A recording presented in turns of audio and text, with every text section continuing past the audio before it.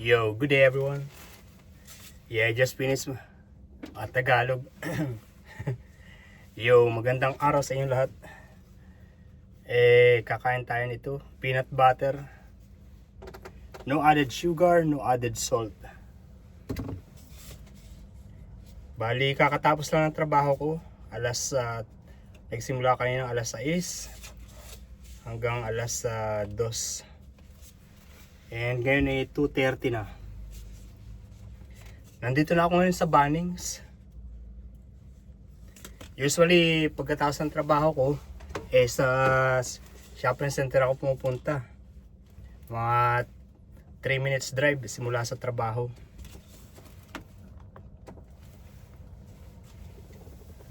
Itong Bunnings, mga 15 minutes drive.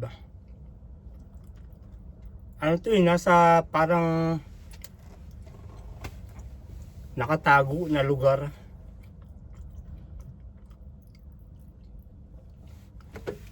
And plano ko, kakain muna ako nito.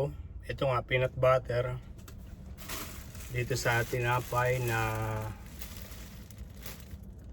full meal, traditional whole meal. And then magkakape ako mamaya bago mag 3 o'clock diyan sa loob ng Bunnings. Mayroon diyang coffee shop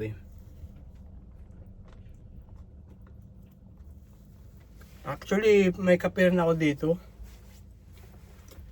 Kaso gusto ko mamaya maglakad-lakad sa loob ng Bunnings ba.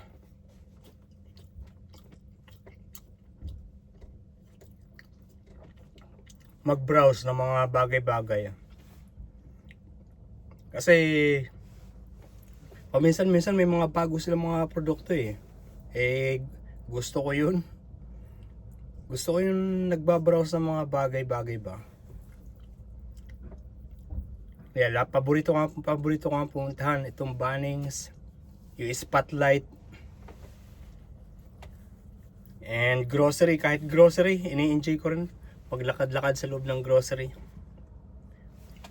Pag sa grocery, ang tinitingnan ko, binabasa ko yung mga gusto kong produkto. And then tinitingnan ko yung mga ingredients. Medyo na health conscious na ako ngayon. Kasi 'di ba nung nasa Pilipinas pa ako, lalo na hindi pa uso yung social media, ang parati lang natin nakikinig sa mga magulang natin, sa mga matatanda, yung mga high blood pressure, mga ganyan, mataas ang presyon, sakit sa bato, mga ganung bagay lang. Ngayon na mayroon TikTok at mga iba pang social media, Facebook, YouTube, and syempre may mga video, and then may mga sintomas.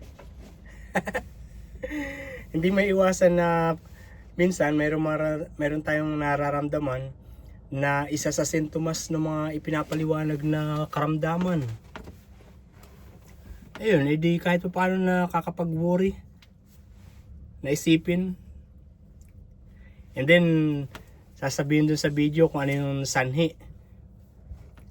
Sabi daw dahil mahilig sa matatamis, mahilig sa mga processed food, mahilig sa mga maasyadong maalat, mahilig sa mga deep fry. Ayun, kung alin yung mga masasarap, di ba? Siya yung masasama pala sa ating katawan.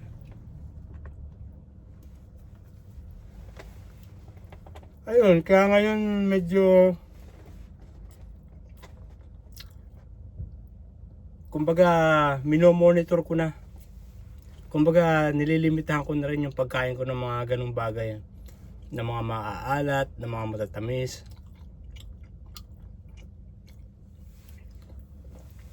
Or ng mga prito, mga deep fry, or ng mga fast food. Yun yung epekto ng social media. Kakapanood. So these days, ang kinakain ko na ngayon Ito.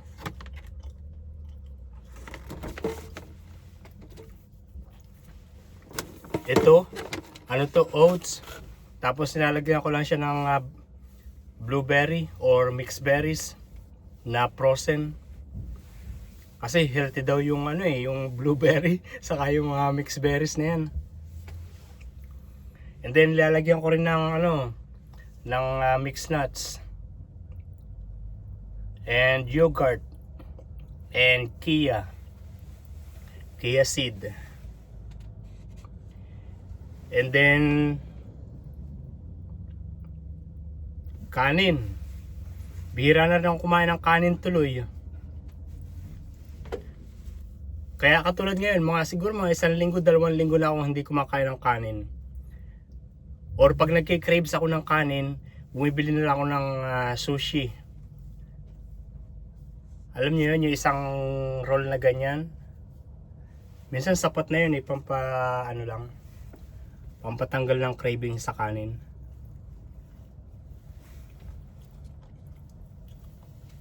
Yun, pero dito sa van wala na akong rice. Lalo tuloy akong mamayat.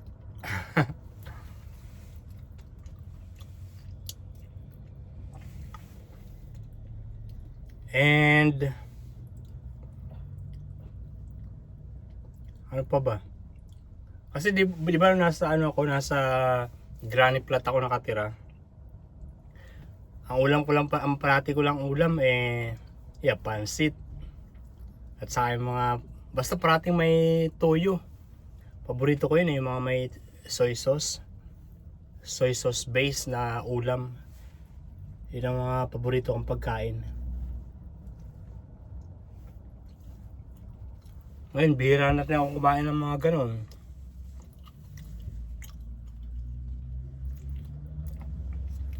And actually, mahal yung mga ganito. Kasi kinakain ko ito nga. Saka salmon. Bumibili ako ng salmon. Yung salmon nasa $20. Apat na slice. 4 na hiwa. Kasi naman yun sa loob ng 1 linggo. And paminsan-minsan kumakain pa rin ako sa restaurant. Lalo na sa Thai restaurant.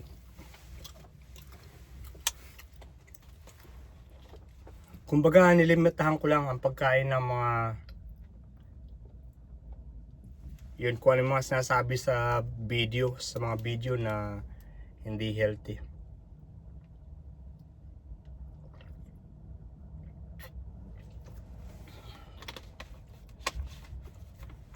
Katulad sa trabaho din.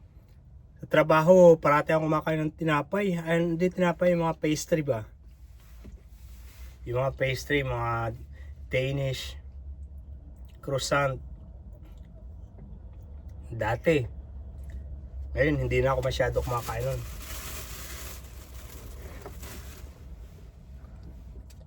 Ito, wholemeal. Healthy daw yung wholemeal Saka yung rye bread. Kumpara sa plain white bread.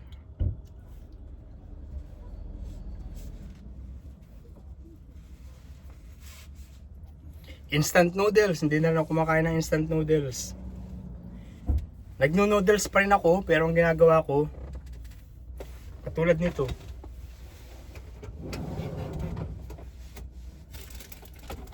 Asa na? Katulad nito, Prince Onion Soup. Ito, pwede ito isang timplahan. Haluan mo lang ng tubig, tapos yun na. Pero ang ginagawa ko dito, isang kutsara, tapos sa tubig, tapos ilalagay ko na yung mga noodles.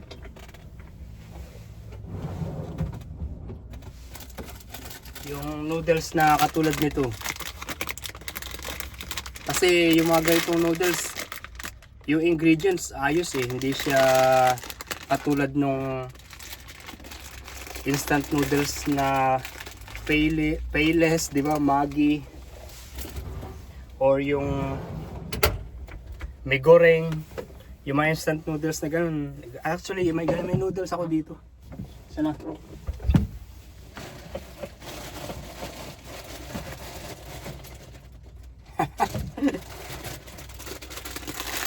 Yan. Kumakain pa rin ako nito pero hindi paminsan-minsan na lang. Katulad nga nito, mayroon pa ako ito. Ito galing to kala ano pala. Galing ka na Sarah Jane at Stanley. Salamat Sarah Jane and Stanley and Sam. Yun. Basta apektado ako ng mga nakapanood ko sa video na ano. Kasi yun nga, tumatanda na rin tayo. And may mga nararamdaman na ding mga sintomas katulad ng mga binabanggit sa mga video.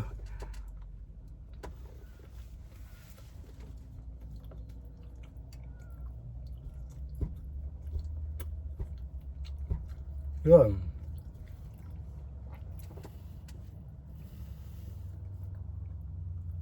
Pero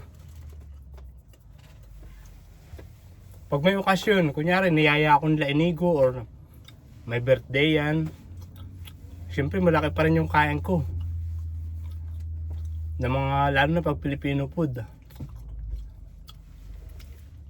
Malakas pa rin ang kain ko pag mga ganun kasi bihira yung mga ganung okasyon.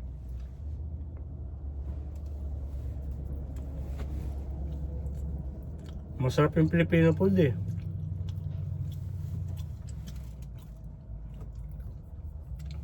Kahit na napunta ako sa ibang bansa, Filipino food pa rin yung paborito ko. Or Filipino food pa rin yung hahanapin ko. Hindi ko pagpapalit sa ibang cuisine.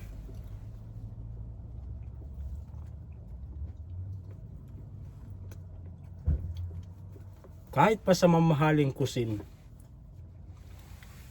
O kahit na social na cuisine, mas gusto ko pa rin yung Filipino food.